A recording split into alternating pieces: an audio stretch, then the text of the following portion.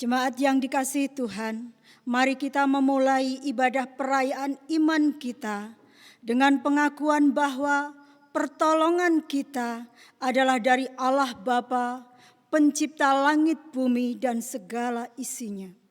Turunlah atas kita kasih dan damai sejahtera dari Allah Bapa, Putra, dan Roh Kudus. Amin.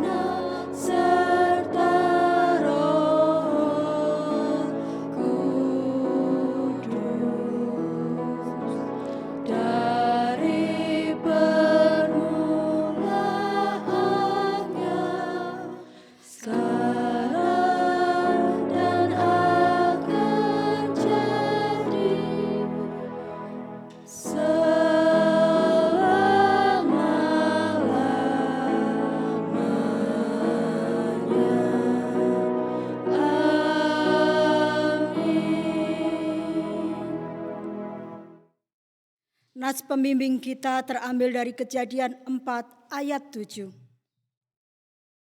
Apakah mukamu tidak akan berseri jika engkau berbuat baik? Tetapi jika engkau tidak berbuat baik, dosa sudah mengintip di depan pintu. Ia sangat menggoda engkau, tetapi engkau harus berkuasa atasnya. Amin, amin, amin.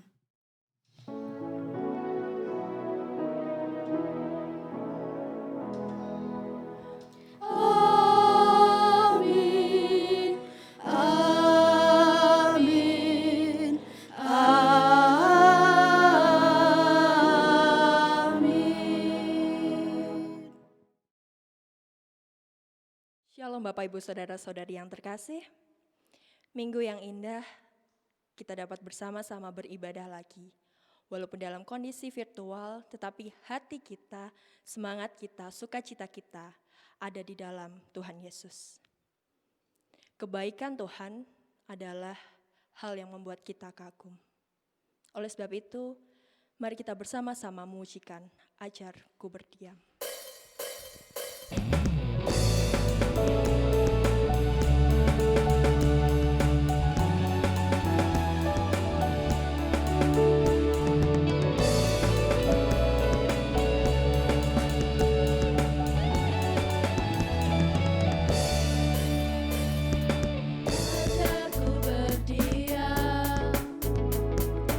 Dekat di hatimu,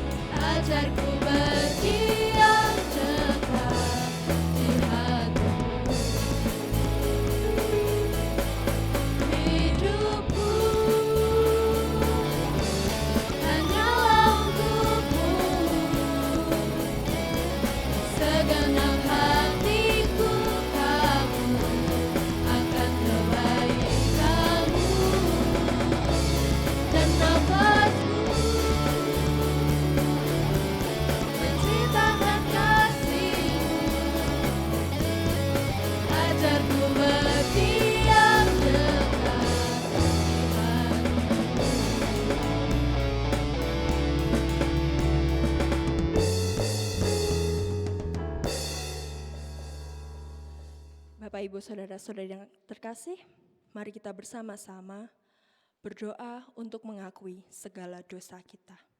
Mari kita berdoa. Allah Bapa kami yang di dalam kerajaan surga, sungguh besar kasih-Mu Tuhan terhadap hidup setiap kami. Engkau masih menyertai kami, Engkau masih membimbing kami, Engkau masih bersama-sama dengan kami. Bapa yang baik, saat ini Tuhan, kami bersujud memohon untuk mengakui segala kesalahan dan dosa-dosa kami. Selama beberapa hari ini, kami melakukan kesalahan yang melukai hati sesama kami, tetangga kami, pasangan kami, anak-anak kami, keluarga kami, dan setiap orang yang kami temui. Terlebih Tuhan, kami mendukakan hati-Mu. Bapa, dengan penuh kerendahan hati, kami memohon Engkau mengampuni segala dosa-dosa kami dan memperbarui hidup kami. Hanya di dalam nama-Mu Tuhan kami Yesus Kristus, Sang Sumber Pemaaf dan Kasih, kami berdoa. Amin. Jemaat yang dikasihi Tuhan, berita pengampunan dan anugerah terambil dari Yesaya 1 ayat 18 dan petunjuk hidup baru terambil dari Roma 12 ayat 17 sampai 21. Demikian bunyi firman Tuhan.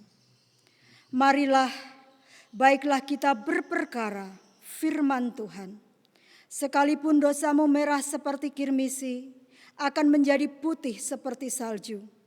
Sekalipun berwarna merah seperti kain kesumba, akan menjadi putih seperti bulu domba. Janganlah membalas kejahatan dengan kejahatan. Lakukanlah apa yang baik bagi semua orang. Sedapat-dapatnya kalau hal itu bergantung padamu, hiduplah dalam perdamaian dengan semua orang. Saudara-saudaraku yang kekasih, janganlah kamu sendiri menuntut pembalasan, tetapi berilah tempat kepada murka Allah. Sebab ada tertulis, pembalasan itu adalah hakku. Akulah yang akan menuntut pembalasan, firman Tuhan. Tetapi jika seterumu lapar, berilah dia makan. Jika ia haus, berilah dia minum. Dengan berbuat demikian, kamu menumpukan bara api di atas kepalanya. Janganlah kamu kalah terhadap kejahatan, tetapi kalahkanlah kejahatan dengan kebaikan. Amin. Karena kasih Allah yang begitu luar biasa, kita masih ada sampai sekarang. Kasih itu lemah lembut, kasih itu sederhana. Mari kita bersama-sama memujikan pujian bahasa kasih-Mu.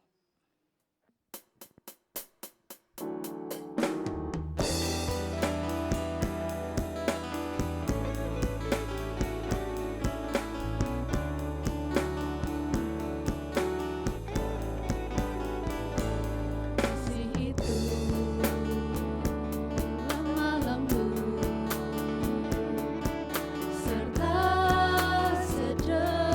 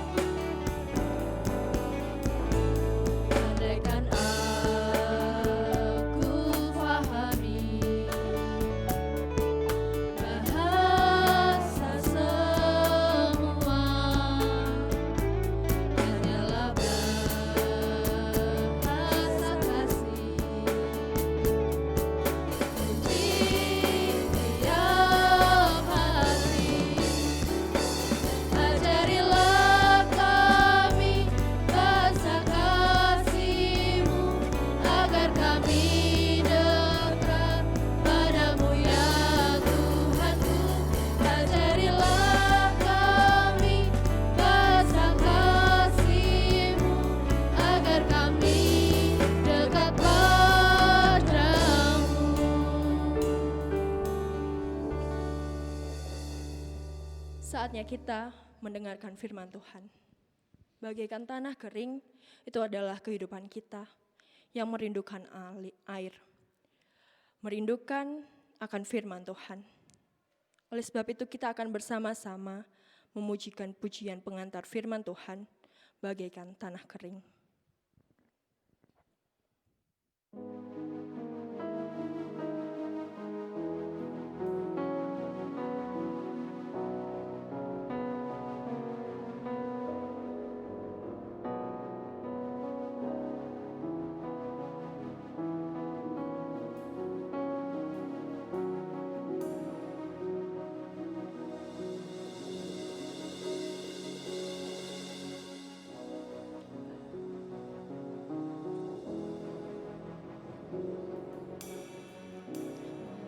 Bagaikan tanah kering yang merindukan air, demikianlah jiwaku haus akan Tuhan. Kami rindu ya Tuhan. Rindu selalu hadir-Mu di hidupku, memulihkan jiwaku,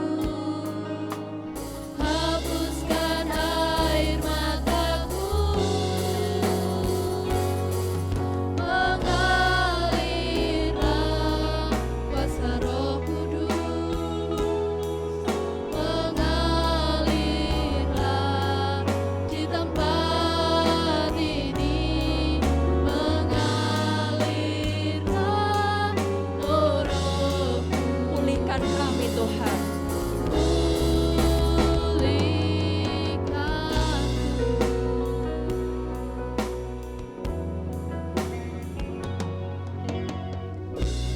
Bagaikan tanah kering yang merindukan air, demikianlah jiwaku haus akan Tuhan. Rindu selalu hadir-Mu di hidupku, memulihkan jiwaku, hapuskan air mataku, mengalirlah kuasa Roh Kudus, mengalirlah di tempat ini, mengalirlah, oh Roh-Mu. Pulihkan, mengalirlah kuasa Roh Kudus, mengalirlah di tempat ini, mengalirlah, oh Roh-Mu.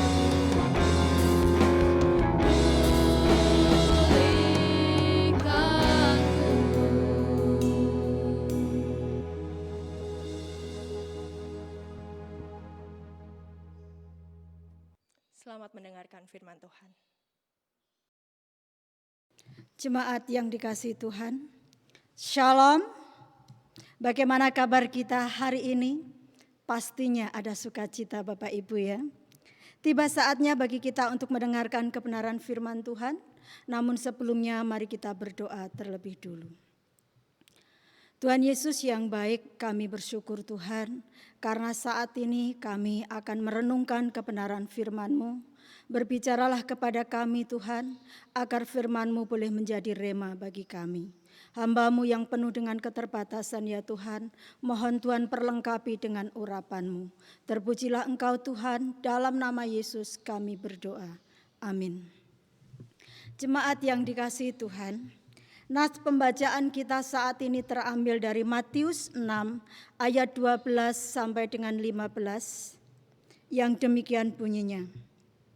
Dan ampunilah kami akan kesalahan kami, seperti kami juga mengampuni orang yang bersalah kepada kami.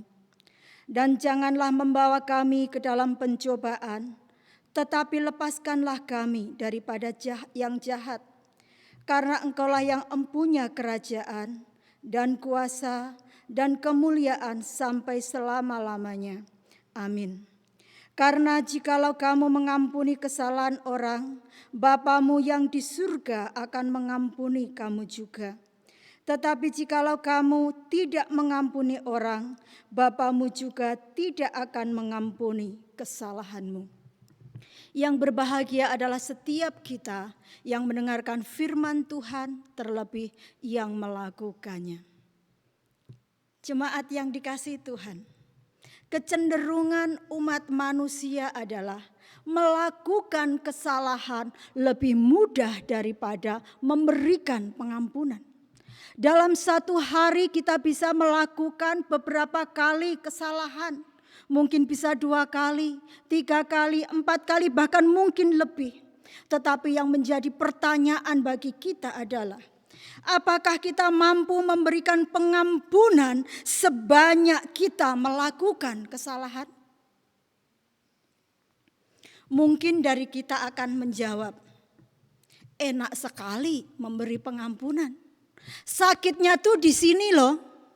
Tidak semudah membalikkan telapak tangan untuk mengampuni orang lain. Tetapi ada juga yang berkata, mata ganti mata, gigi ganti gigi. Sakit hati dibalas dengan sakit hati. Aliasnya, tiada maaf bagimu. Sorry ya, tiada maaf bagimu. Bapak, Ibu, dan Saudara yang dikasihi Tuhan, sesungguhnya ketika kita rela mengampuni orang lain, itu berarti kita sedang membuka pintu supaya orang lain bisa menerima berkat dari kita. Ketika kita punya kerendahan hati, punya kesediaan untuk mengampuni kesalahan orang yang sudah mengakui kesalahan di hadapan kita, berarti kita sedang memberkati orang lain. Dan terlebih berkat itu tidak hanya untuk orang lain yang kita ampuni, tetapi juga untuk diri kita sendiri. Jemaat yang dikasihi Tuhan, ada 3 alasan mengapa kita harus mengampuni kesalahan orang lain. Alasan yang pertama adalah mengampuni kesalahan adalah syarat untuk kita menerima pengampunan Tuhan. Di dalam pembacaan kita hari ini, di dalam Matius 6 ayat 12 sampai 15 berbicara tentang pengampunan, di mana seseorang yang rela mengampuni maka akan memperoleh pengampunan dari Tuhan. Tetapi sebaliknya, ketika seseorang tidak punya kesediaan untuk mengampuni orang lain, maka orang tersebut pun tidak akan pernah mendapatkan pengampunan dari Tuhan. Ketika kita tidak bisa mengampuni orang lain dan ketika kita tidak memperoleh pengampunan dari Tuhan, itu berarti kita masih berada dalam kuasa dosa. Sehingga kuasa dosa itu akan menghalangi kita untuk menjalin keintiman dengan Tuhan. Jadi sekeras apapun, sebanyak apapun pokok-pokok doa kita ingin berusaha intim dengan Tuhan, itu sama saja dengan menipu diri sendiri. Karena doa-doa kita tidak akan pernah sampai kepada Tuhan. Karena tujuan kita untuk menjalin keintiman dengan Tuhan pun tidak akan pernah tercapai. Jadi jika kita ingin mampu memelihara keintiman dengan Tuhan, kita ingin bisa menaikkan doa-doa kita sampai kepada Tuhan, maka kita harus terlebih dulu membereskan hubungan kita dengan sesama kita. Ketika ada orang lain yang bersalah, maka kita layak untuk mengampuni mereka. Dan ketika kita salah, kita layak untuk meminta pengampunan dari mereka. Jadi, alasan yang pertama adalah ketika kita rela mengampuni, maka kita pun akan memperoleh pengampunan dari Tuhan. Jadi kita sama-sama memperoleh berkat pengampunan yang daripada Tuhan. Alasan yang kedua mengapa kita harus mengampuni kesalahan orang lain adalah mengampuni kesalahan adalah bukti bahwa kita hidup di dalam kasih. Dalam 1 Korintus 13 ayat 5 ada kalimat yang mengatakan, kasih itu tidak menyimpan kesalahan orang lain. Kasih itu tidak menyimpan kesalahan orang lain.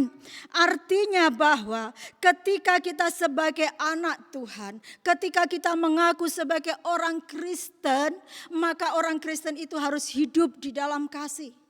Dan ketika kita mengaku hidup di dalam kasih, sementara kita tidak mampu mengampuni orang lain, berarti kita belum bisa menjadi orang Kristen yang seutuhnya. Karena orang Kristen yang sesungguhnya harus rela mengampuni orang lain, bukannya menyimpan kesalahan orang lain, bukannya menyimpan kepahitan, bukannya menaruh dendam. Jemaat yang dikasihi Tuhan, seorang hamba Tuhan berkata bahwa seseorang yang menyimpan kesalahan orang lain di dalam hidupnya, seseorang yang menaruh dendam terhadap orang lain, sama artinya dengan menyimpan sampah di dalam dirinya.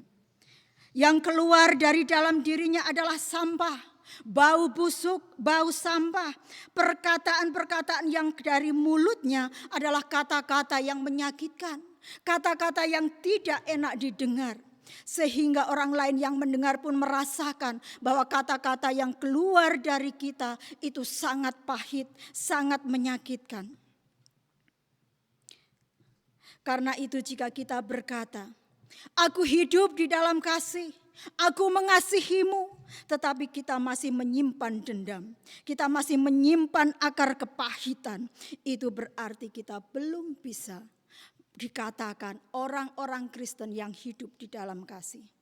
Oleh karena itu Bapak Ibu, mari kita memilih untuk mengampuni kesalahan orang lain supaya kasih kita itu terwujud di dalam kehidupan nyata.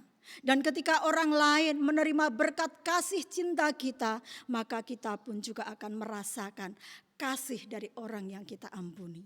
Jadi berkat yang kedua adalah ketika kita rela mengampuni, maka kita sama-sama merasakan berkat cinta dan kasih sayang. Alasan yang ketiga, mengapa kita harus mengampuni kesalahan orang lain adalah mengampuni kesalahan orang lain berarti kita sedang berhenti untuk menyiksa diri kita sendiri. Orang yang tidak mengampuni kesalahan orang lain biasanya adalah orang yang hidup dikuasai oleh perasaan sakit hati, oleh amarah, oleh kebencian, oleh keinginan-keinginan untuk membalas dendam. Dan ketika ada keinginan untuk membalas dendam, maka yang ada adalah rasa sakit hati. Dan ketika keinginan membalas dendam itu tidak tercapai, maka rasa sakit itu akan semakin sakit. Rasa kecewa itu akan semakin kecewa. Dan kita berada di dalam ketidakpuasan. Semua yang ada di dalam diri kita adalah perasaan yang sakit, perasaan yang negatif, perasaan yang buruk, perasaan amarah, benci yang menyiksa batin kita, yang melukai batin kita, yang menggerogoti hidup kita, sehingga kita kehilangan sukacita dan damai sejahtera Allah. Jika kita ingin bebas dari rasa sakit hati, rasa amarah, rasa kecewa, mari lepaskan pengampunan. Bebaskan orang-orang yang bersalah kepada kita. Bebaskan mereka dari rasa bersalah. Bebaskan mereka dari rasa ketakutan dengan kita membebaskan mereka, maka kita akan plong, kita akan lega, kita akan merasakan sukacita Allah, kita akan merasakan damai sejahtera Allah. Dan orang yang kita bebaskan dari kesalahannya pun juga akan turut merasakan sukacita dan damai sejahtera Allah itu. Artinya bahwa ketika kita rela mengampuni orang lain, baik kita yang mengampuni maupun saudara yang bersalah yang kita ampuni, sama-sama merasakan berkat, sukacita dan damai sejahtera Allah.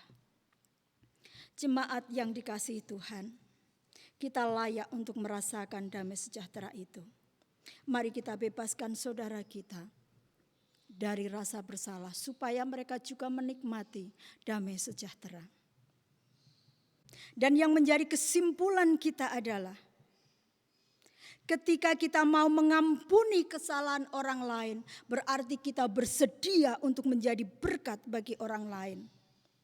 Dan ketika kita rela mengampuni kesalahan orang lain, maka kita telah menjadi berkat baik bagi diri kita sendiri maupun bagi orang yang kita ampuni. Dan berkat-berkat tersebut adalah yang pertama, ketika kita rela mengampuni kesalahan orang, maka kita akan sama-sama beroleh pengampunan. Berkat yang kedua, ketika kita sama-sama rela mengampuni kesalahan, maka kita juga akan sama-sama menikmati cinta dan kasih sayang Tuhan. Yang ketiga, ketika kita rela mengampuni kesalahan orang, maka kita akan sama-sama merasakan damai sejahtera. Jadi Bapak, Ibu, dan Saudara yang dikasihi Tuhan, mari kita belajar untuk mengampuni orang-orang yang bersalah kepada kita. Karena dengan mengampuni kesalahan mereka, maka kita sedang menjadi berkat bagi sesama kita. Amin. Mari kita akan mengakhiri renungan kita dengan doa. Tuhan Yesus yang baik, kami bersyukur atas firman-Mu. Ajarkan kepada kami Tuhan, untuk kami dapat menjadi pelaku firman-Mu, dengan rela mengampuni orang-orang yang bersalah kepada kami, agar hidup kami bisa menjadi berkat, baik bagi diri kami sendiri maupun bagi orang yang bersalah kepada kami. Terima kasih Tuhan, dalam nama Yesus kami berdoa. Amin. Bapak, Ibu, dan Saudara yang dikasihi Tuhan, mari kita akan masuk di dalam doa syafaat.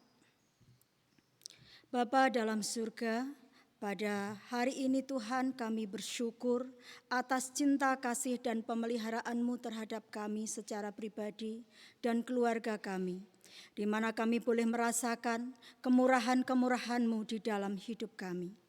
Bapa, saat ini kami berdoa untuk para dokter, tim medis dan petugas yang terkait, serta masyarakat yang terpapar virus COVID-19. Kami mohon agar Tuhan memberikan perlindungan, kekuatan kepada mereka. Bagi para tim medis, Tuhan berikan imun tubuh yang baik. Bagi para masyarakat yang terpapar virus corona, kami mohon Tuhan jamah dan sembuhkan mereka.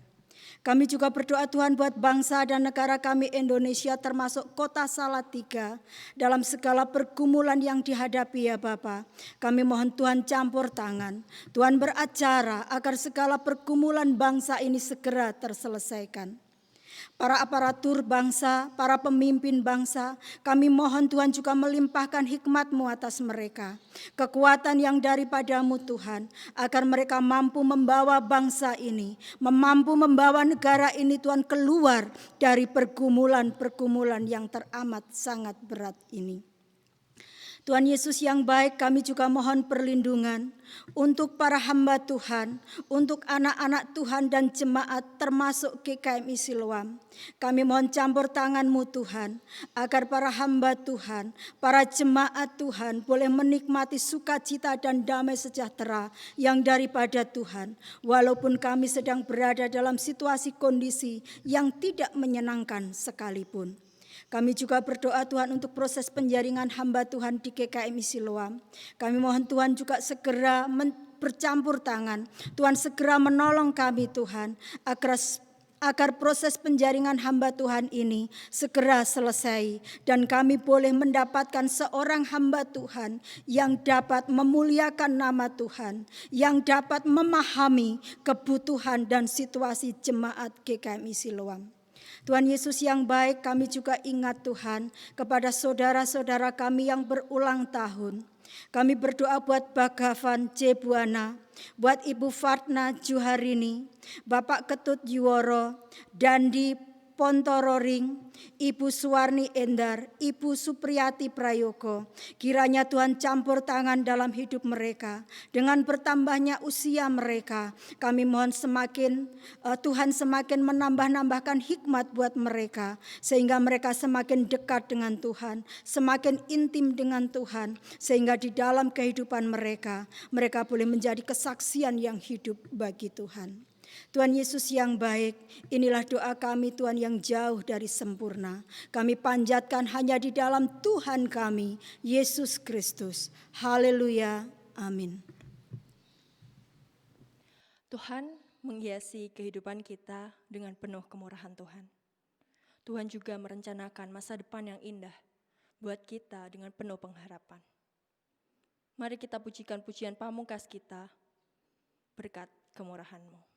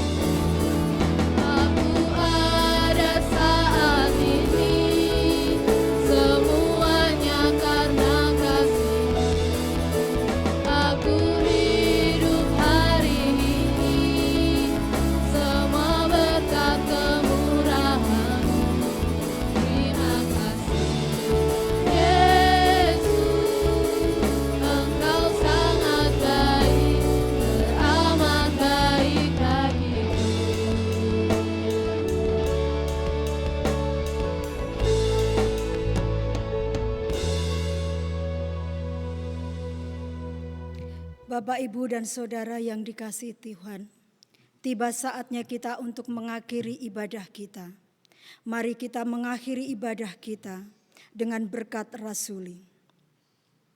Kiranya damai sejahtera dan anugerah dari Allah Bapa, kasih dari Tuhan Yesus Kristus, dan persekutuan dengan Roh Kudus menyertai kita sekarang sampai Maranatha, Tuhan datang kedua kali. Amin.